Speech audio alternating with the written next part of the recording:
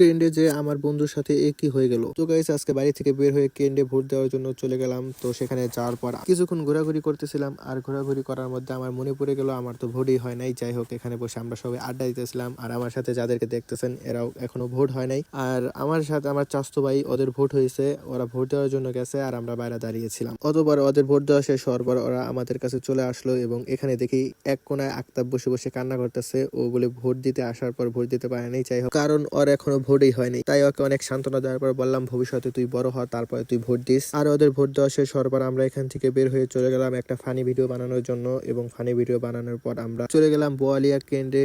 সেখানে যে অনেকক্ষণ কাজ করলাম, এগুলো বিশ্রাবৃষ্টি করে সবাইকে টিকিট কেটে দিলাম। যাই হোক, টিকিট কাটার পর অবশেষে আমাদের সময় প্রায় চলে আসছে, এখন টিকলার দিয়ে দিবে, এবং টিকলার শেষ হওয়ার পর আমরা বাড়ির দিকে চলে গেলাম। আর আমরা যে দলকে সাপোর্ট করেছি সেই দলেই বেশি ভোট পেয়েছে। যাই হোক, দলটার নাম বললাম না, কেননা পরে সমস্যা হতে পারে।